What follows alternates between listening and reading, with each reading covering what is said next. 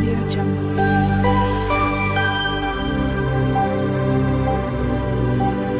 Audio Jungle. Hello everyone, જય શ્રી કૃષ્ણ. મારી ચેનલમાં તમારું સ્વાગત છે.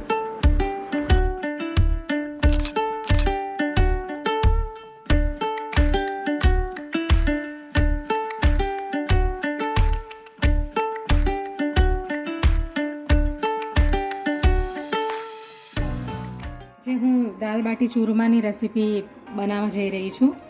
રાજસ્થાનની ખૂબ ફેમસ ડીશ છે, ટ્રેડિશનલ. તો આજે હું એની રેસીપી શેર કરવાની છું. તો એના માટે મેં આ મગની જે ધોયેલી દાળ આવે છે, પીળી છોલટા વગરની, તે એક વાટકી મેં લઈ લીધી છે. અને આ અડધી વાટકી મેં મસૂરની દાળ જે આવે છે પેલી, એ લીધી છે. અને આ મગની છોતરાવાળી દાળ છે, આ અડધી વાટકી. આમ તો આ દાળથી જ બનાવે છે ખાસ કરીને, પણ મેં આ દાળ અડધી વાટકી લીધી છે અને આ એક વાટકી લીધી છે. અને આ ચણાની દાળ છે, જે 2 ચમચી જેટલી લીધી છે મેં. અને આ અડદની દાળ છે, એ પણ 1 મોટી ચમચી જેટલી લઈ લીધી છે. તમે આમાંથી આ એક દાળથી બી બનાવી શકો, અને તમને જે પ્રમાણે બનાવી હોય એ પ્રમાણે તમે મિક્સ દાળ લઈને પણ તમે બનાવી શકો.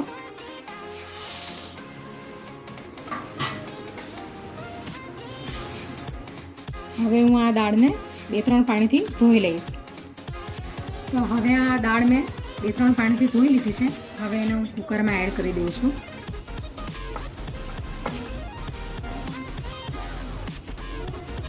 હું ઇઝી દાળ બનાવવાની છું. એને કાંદા અને ટામેટાને બધું સ્પેશિયલ તપેલામાં કે કડાઈમાં નાખીને શેકીને પછી વઘાર નથી કરવાનું. ડાયરેક્ટ બધું અંદર હમણાં બાફતી વખતે જ ઉમેરી દેવાની છું. પછી ફક્ત ખાલી હું વઘાર કરીશ એમાં.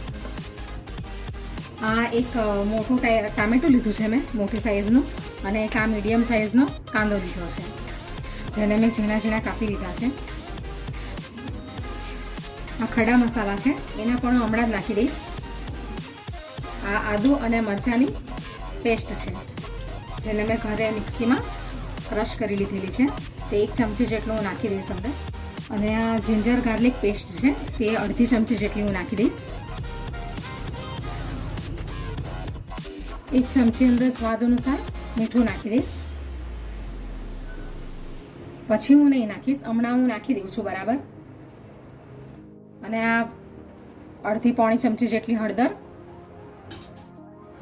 1 ચમચી ધાણા જીરું, એટલે 1.5 ચમચી જેટલું ધાણા જીરું લીધું છે. હવે દાળ ડૂબે ને એટલું પાણી આપણે નાખવાનું છે, એટલે 1.5 ગ્લાસ જેટલું પાણી નાખવાનું છે અંદર, 1.5 ગ્લાસ જેટલું. હવે 1 ચમચી જેટલું હું તેલ એડ કરી દઈશ, જેથી દાળ ઉપર ઉભરાઈને આવે નહીં. હવે દાળને એકવાર આપણે હલાવી લઈશું.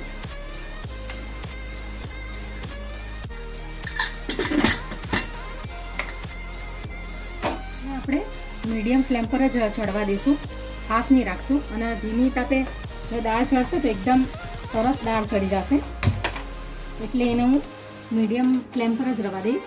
બસ આટલું. આપણે એને 3 વિસલ જેટલું થવા દઈશું.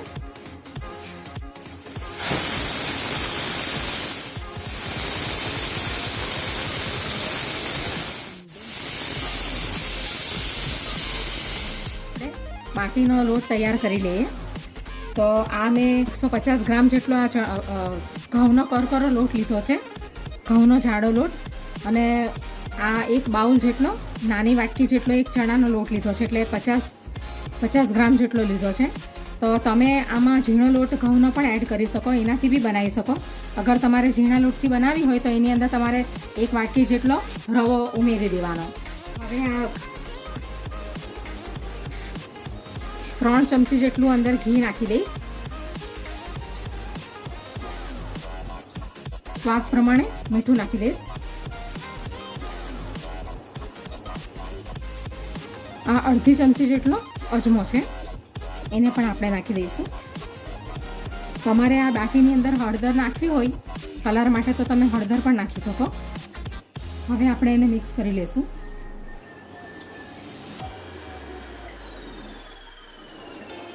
હવે થોડું થોડું પાણી ઉમેરતા જવાનું છે અને કડક મીડિયમ એટલે મીડિયમ લોટ બાંધવાનો છે. બધું જ પાણી નથી એડ કરી દેવાનું, થોડું થોડું નાખવાનું છે અંદર.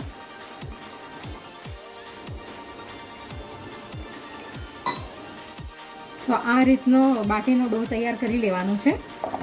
આ રીતનો બહુ કડક પણ નહીં અને બહુ નરમ પણ નહીં. હવે આપણે એને 10 મિનિટ માટે રેસ્ટ કરવા દઈશું. થોડું તેલ નાખીને અંદર તેલ લગાવી દઈશું આપણે.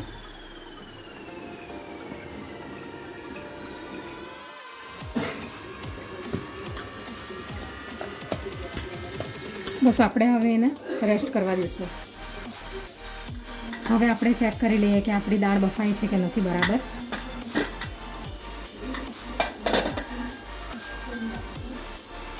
બરાબર બફાઈ ગઈ છે. મેં અંદર મીઠું પહેલાં જ નાખી દીધેલું હતું બાફતી વખતે, એટલે હવે હું અંદર મીઠું એડ નહીં કરું, પણ તમે ટેસ્ટ કરીને પછી મીઠું અંદર નાખી શકો. તો આ રીતની દાળ આપણી બફાઈ ગઈ છે. હવે આના ઉપરથી વઘાર કરી લઈશું. હવે હું આ દાળની અંદર થોડું પાણી એડ કરી દઈશ, કારણ કે દાળ બહુ જાડી છે. હજી તમારે પતલી કરવી હોય તો તમે હજી પણ પાણી નાખી શકો. હવે દાળનો વઘાર કરી લઈશું. એની અંદર આ એક મોટી ચમચી જેટલું મેં તલનું તેલ એડ કરી દીધું છે. અડધી ચમચી મેં અંદર રાઈ નાખી દીધી છે. અડધી ચમચી જીરું. આ 2 મરચાં અંદર નાખી દઈશું અને અડધી ચમચી હિંગ એડ કરી દઈશ. હવે આ કાશ્મીરી મરચું છે, કાશ્મીરી લાલ મરચું, એ હું અંદર નાખી દઈશ. હવે વઘાર કરી લઈશું. હવે આપણે એની ઉપર આ કોથમીર નાખી દઈશું. મિક્સ કરી લઈશું આપણે એને. તો આપણી દાળ હવે તૈયાર છે. હવે આપણે બાટીને તૈયાર કરી લઈશું. તો હવે આપણે બાટી તૈયાર કરી લઈએ. મેં આ બાટીના લોટને 10 મિનિટ માટે રેસ્ટ કરવા માટે મૂકેલો હતો. હવે 10 મિનિટ થઈ ગઈ છે. આ અપમ જે બનાવવાનું આવે છે પેન, એની અંદર હું બાટી બનાવવાની છું. આ રીતે આપણે બાટી તૈયાર કરી લઈશું.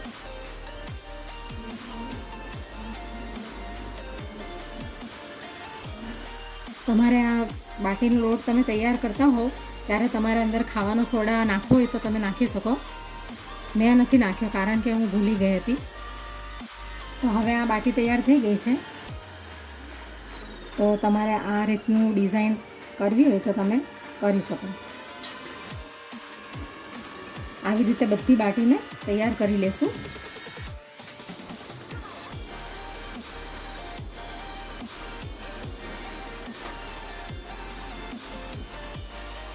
તો હવે આ પેન ગરમ થઈ ગયું છે, તો આપણે એની અંદર થોડું થોડું ઘી નાખી દઈએ.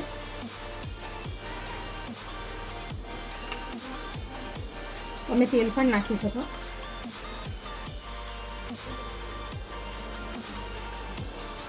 આપણે આ બાટી અંદર મૂકી દઈશું.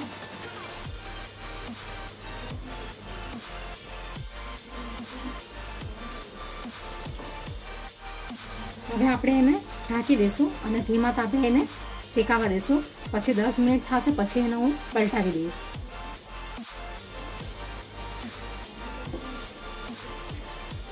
તો 10 મિનિટ થઈ ગઈ છે. તો હવે આપણે ચેક કરી લઈએ કે આપણી બાટી કેટલી ચડી છે.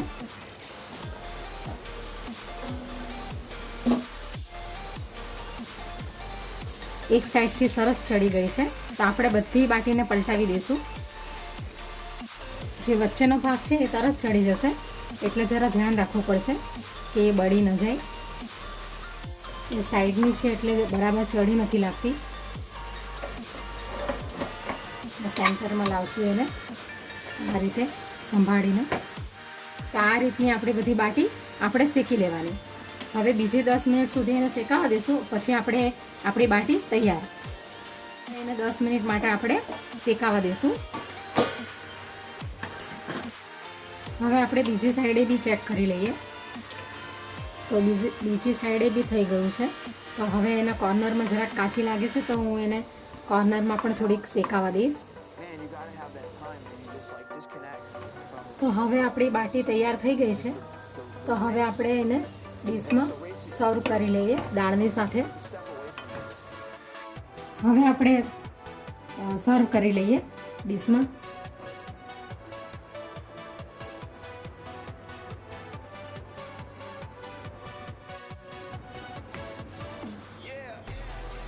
તો તૈયાર છે આપણી દાલ બાટી. ચૂરમા બનાવવા માટે આને મિક્સીમાં ગ્રાઇન્ડ કરી લેવાનું. આપણે એને તોડીને જોઈ લઈએ.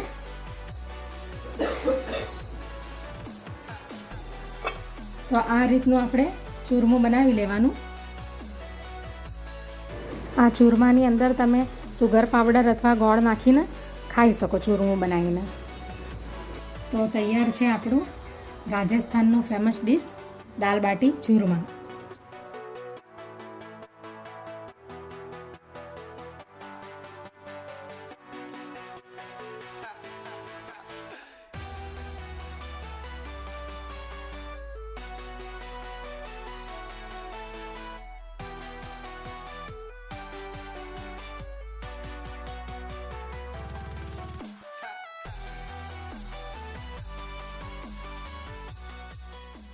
Audio Jungle.